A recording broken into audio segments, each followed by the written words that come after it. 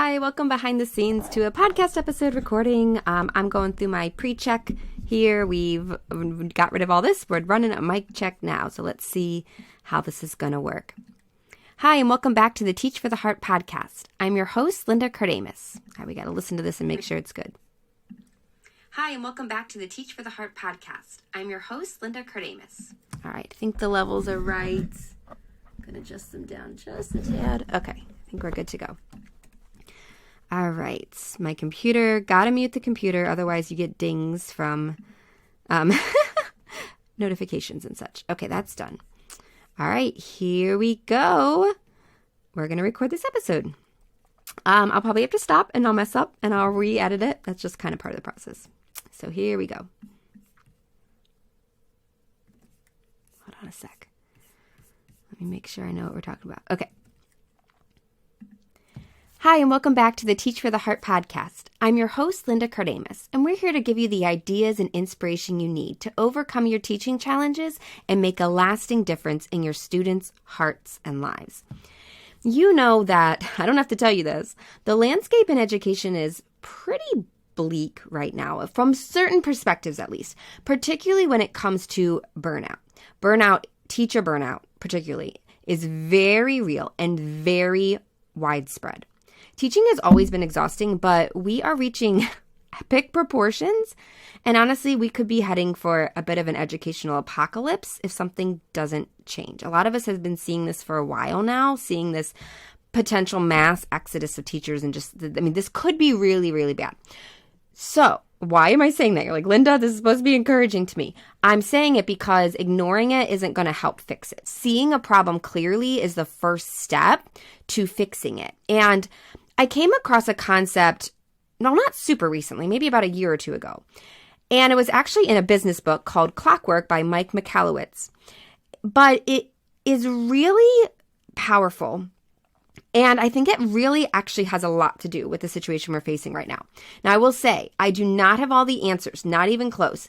This is going to be a unique episode because a lot of times I come to you with like, okay, here's my suggestions. Do this, this, this, and this. But this is a little different. This is a thought that is in progress, meaning I have not worked it all the way out. It's still percolating in my mind. I'm kind of coming to you in medias res, in the middle of the action. I probably pronounced that horribly for you, people that know Latin, but we're coming to mid-thought because I just feel like I can't wait until this is all perfectly figured out in my mind to share it with you. I want to share it with you with the hopes of sparking some conversation and creative thinking, okay? So here's how we're going to handle this episode. First, I'm going to explain the concept and give an example from outside the educational sphere. I want you to stick with me for a minute because at first you might be like, Linda, what does this have to do with anything? Okay, but I promise it does. So first we're going to kind of explore it outside the educational sphere because that's where the concept came from. Then we're going to bring it in and talk about what might this look like in a school. Then I'm going to talk to administrators. If there's any administrators here, I'm so glad you're here. I'm going to talk about some ways admins can apply that. Those are going to be more obvious. And then we're going to finish up by talking to teachers because I know a lot of you are teachers and I don't want you to feel like, oh, this is out of my control. Like only an administrator can implement this. Well, there's some things only administrator can do, but there's a lot that you as a teacher can do and ways you can apply this concept, even if your admin never hears this podcast and has no idea what we're talking about. Okay. So here we go. The concept is a queen bee role. Okay, and I'm giving credit to Mike Michalowicz, author of Clockwork. He is the one that came up with this concept. Okay, I actually have to pause my podcast recording because I forgot that I need to read from his book. So I'm going to go grab his book real quick. Be right back. Okay, I got the book. It's an ebook. And now I actually have to splice. I have to go back here and edit this slightly. I'm just going to edit. That's where I stopped talking. Oh, actually I have to hit stop. I'm going to edit out this little piece, put the cursor back here, and we'll start right here. It's so nice with podcasts. You can just start and stop. It's great. Okay. Let me regather my train of thought. Let me just see what I was saying. Okay.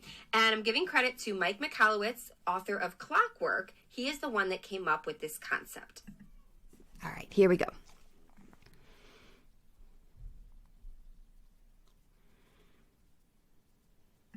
So here's what he says in his book, Clockwork, about how bee colonies operate. Before I read this, let me tell you what this book is about. So there's some context. This book is about, in an organization, like a business or a school, it's about how to systematize things so that you are more efficient, which is part of the issue that we're facing right now. So many teachers right now are like, Linda, I love teaching, but there's so much of this stuff that's in the way.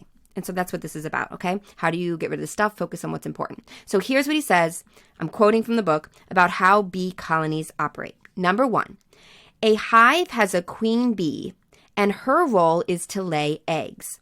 The task of laying eggs is the queen bee role. If the queen bee role is humming along, eggs are laid, and the colony is positioned to grow fast and easily. If the queen bee is not fulfilling her role of laying eggs, the entire hive is in jeopardy. Okay, end quote. So in other words, there is a key role within an organization called a queen bee role. You know what? I'm doing a bad job explaining this. I'm going to stop and back up. Hold on a sec. I'm going to gather my thoughts. I'll be right back. Sometimes I have to go back and think. I don't like how this is going, so I'm going to re-record this part.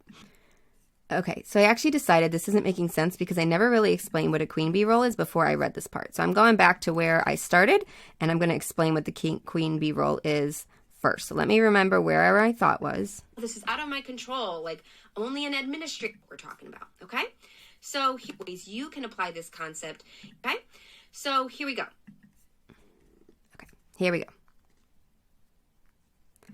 So the concept is called a queen bee role. And this concept comes from the book Clockwork by Mike Michalowicz, which is actually a business book. It's about how to help your business, or honestly any organization like a school, to run more efficiently and effectively, which is part of the issue that we're facing right now. Is there's so much stuff clogging out what's important. And that's what the concept of a queen bee role is. And that's the concept we're going to explore. A queen bee role is a recognition that there is a function within every organization that is its most important function.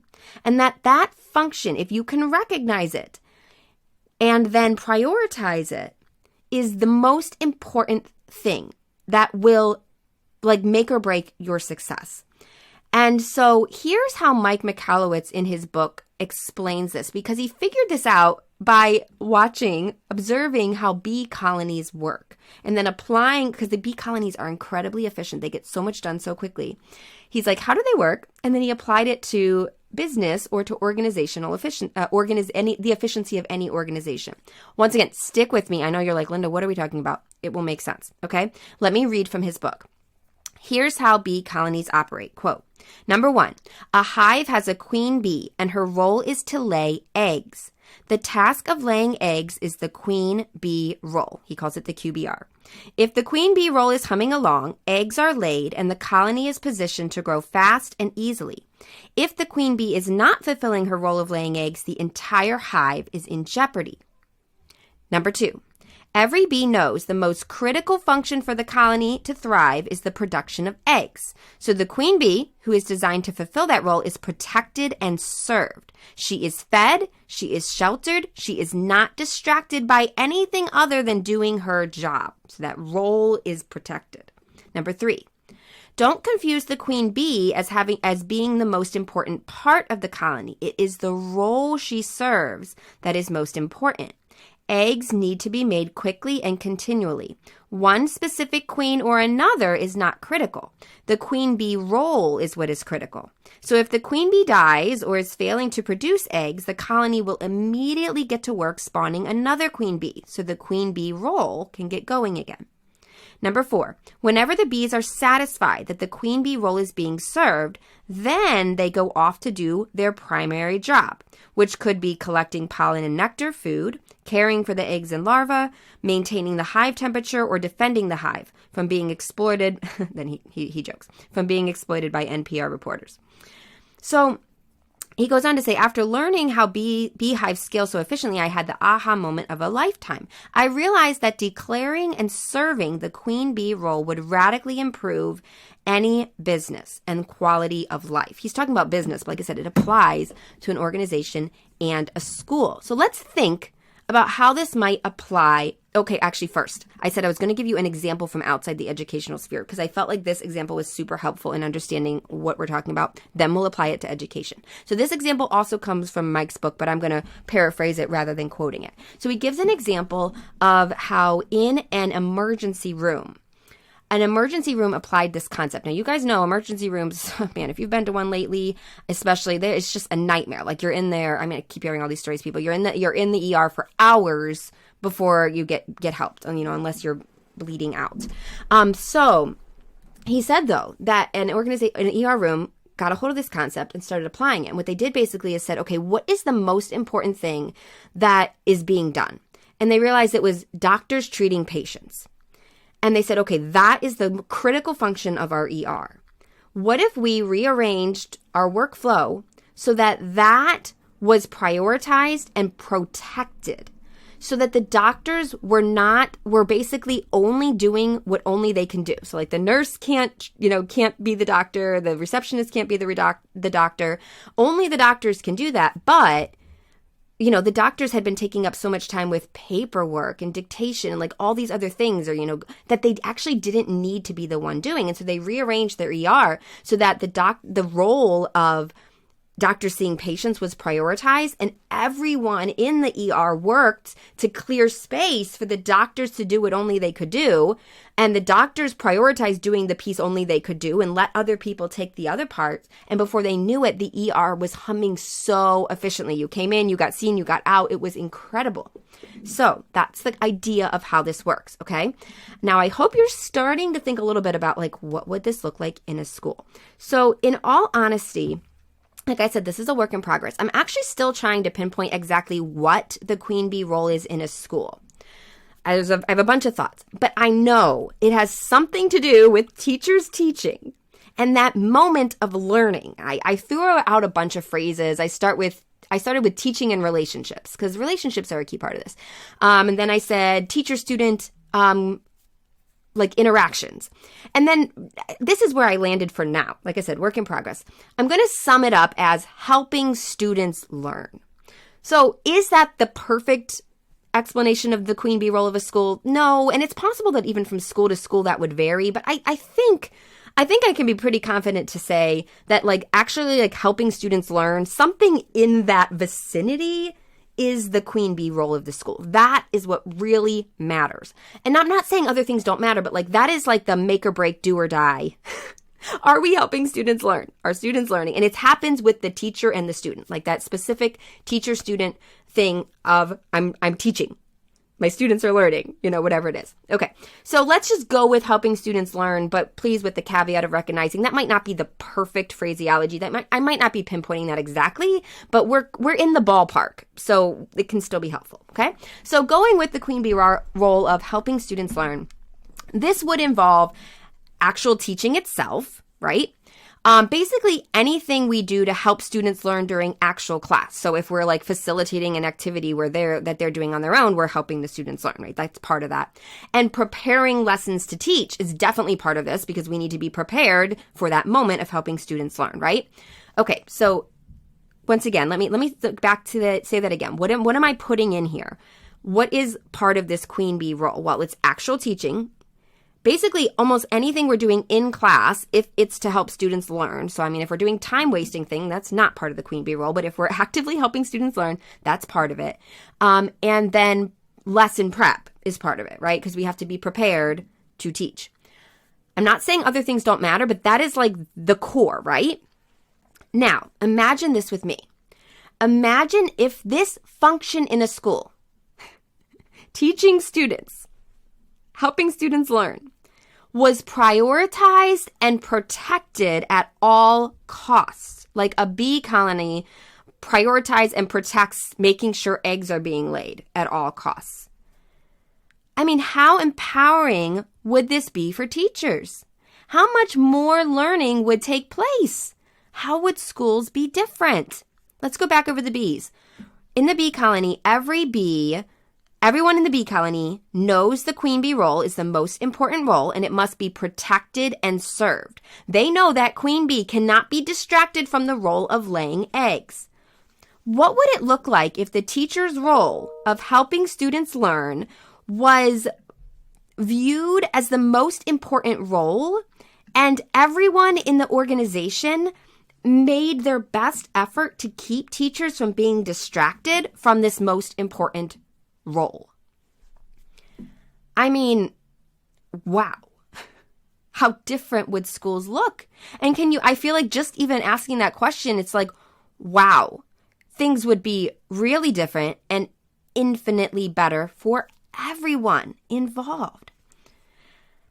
Back to the bees. Okay, this is not to say teachers are the most important people in the school. Remember, like the bees, it's about the role. Okay, so just like if a queen bee stops producing eggs, the bee will just make a new queen to keep the roll going. This is not about saying teachers are more important than admins or are more important than No, it's not about who's important. It's about the role.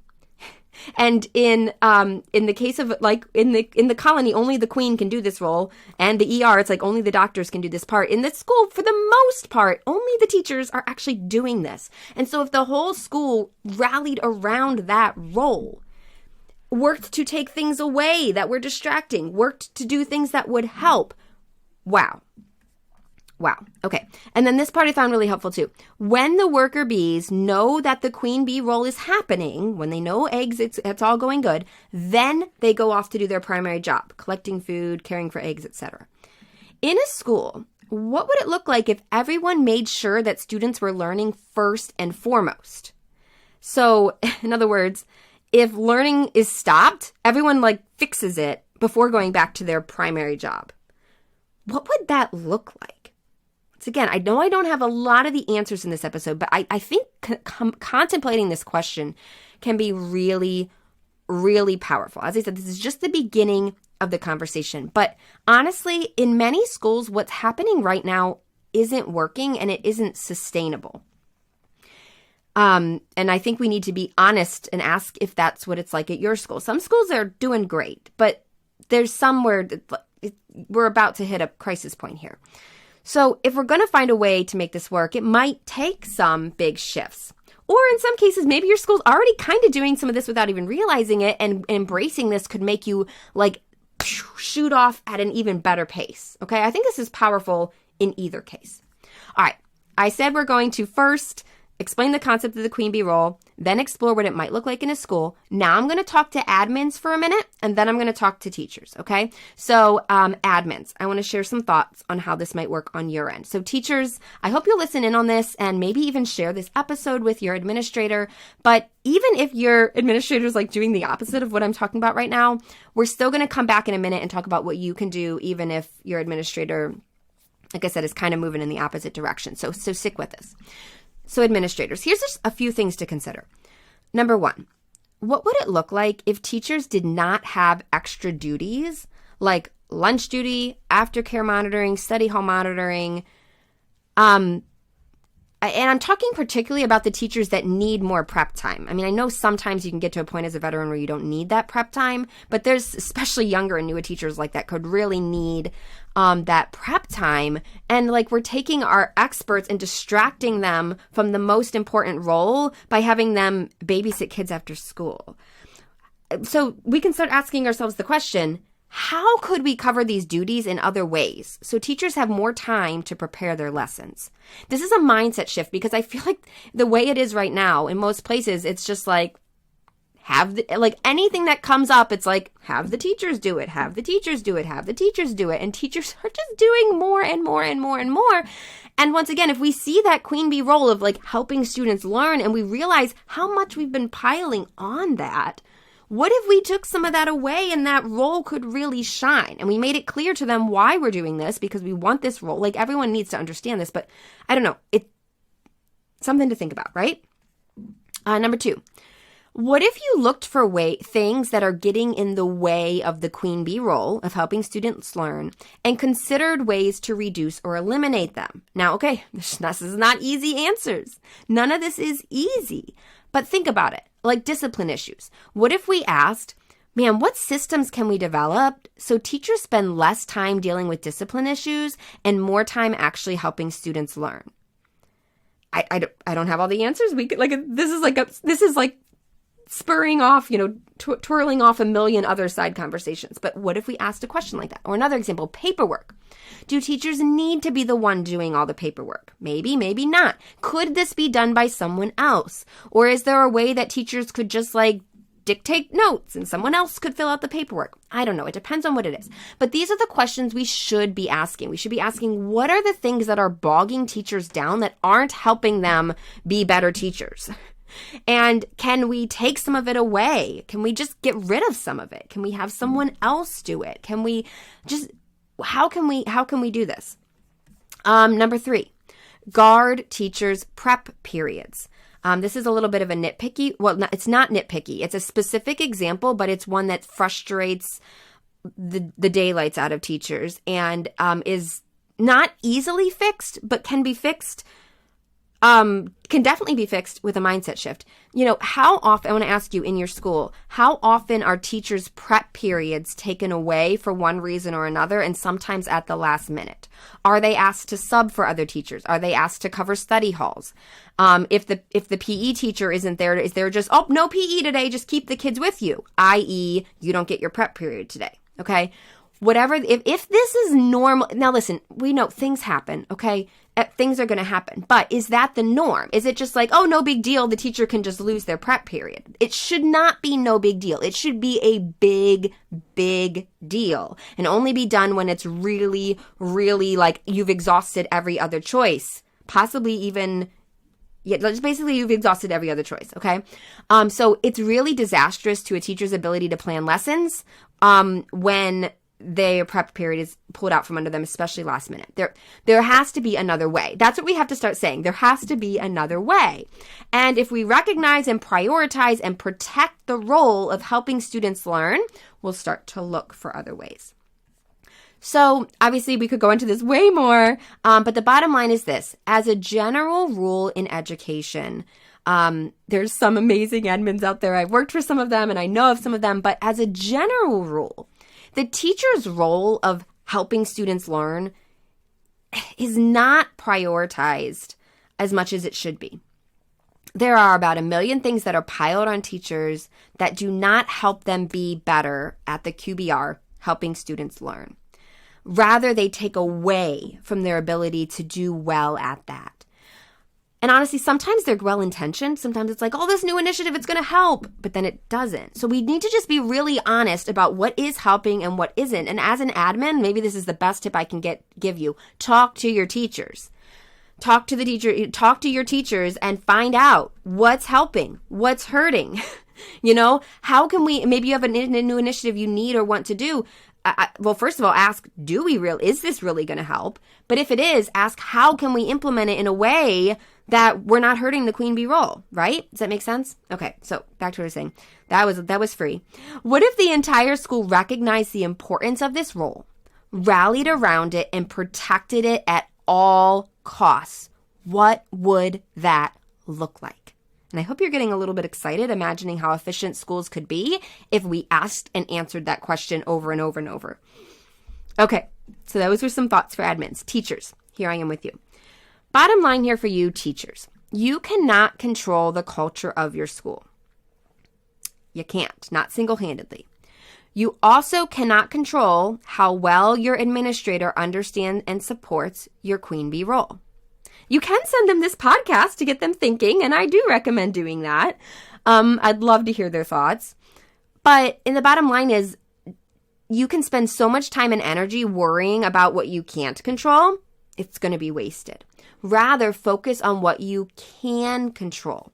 And you, as a teacher, recognizing the queen bee role in your own classroom can help your efficiency in your classroom, even if the whole organization as a whole isn't recognizing it, okay? So once again, picture with me a couple levels. There's the whole school. If the whole school's on board, wonderful. But your classroom is its own mini organization as well. And you are the leader of your classroom. So even if your school at large doesn't get this, you can get it in your classroom. So focus on what you can control. Are you prioritizing the queen bee role of helping students learn in your own schedule and your own to-do list? If we're going to do this, we must be brutally picky about what we choose to spend our time on and how much we spend time on different things.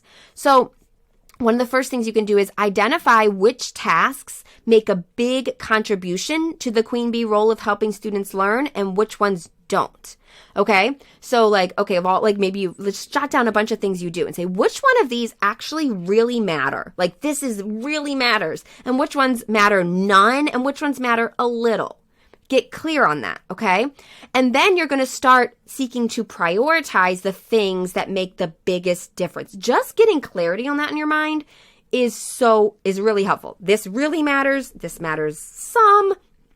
This, honestly, if I stopped doing it, would not affect student learning at all.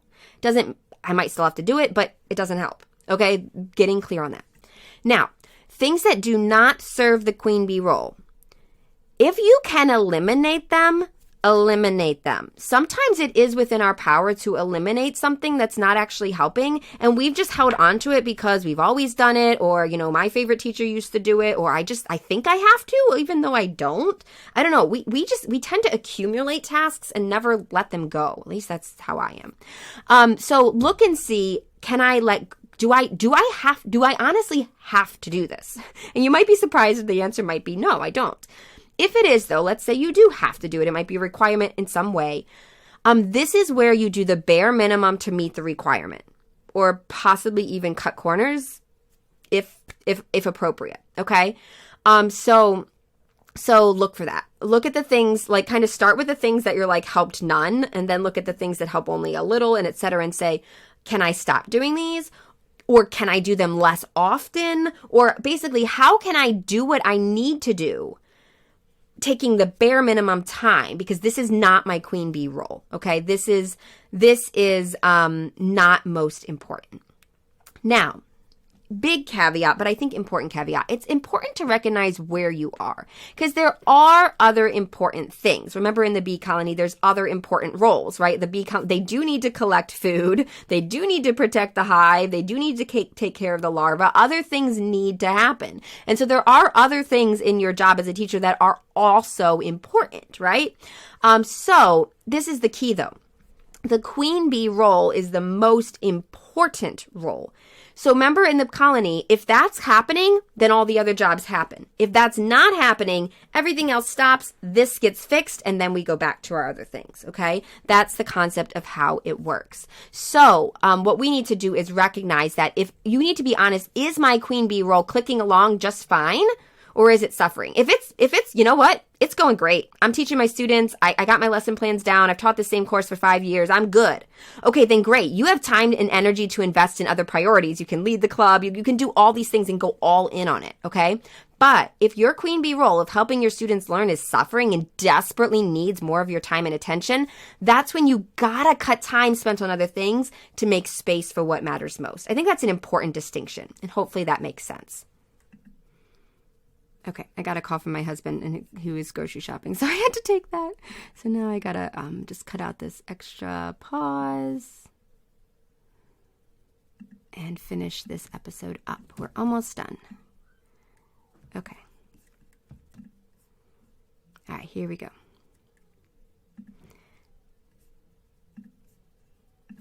I think that's an important distinction, and hopefully that makes sense.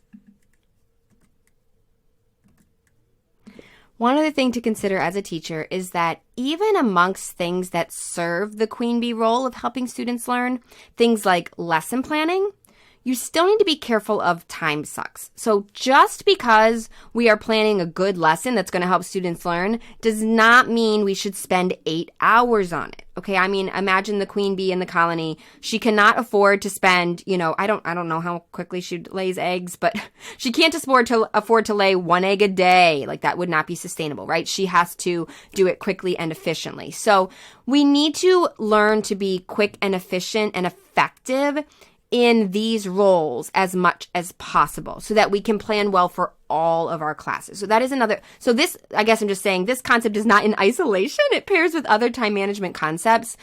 So don't just think, well, I'm working on my lessons, so this is my queen bee role, so I can take as long as I want. No, we still got to be efficient and effective in what we're doing.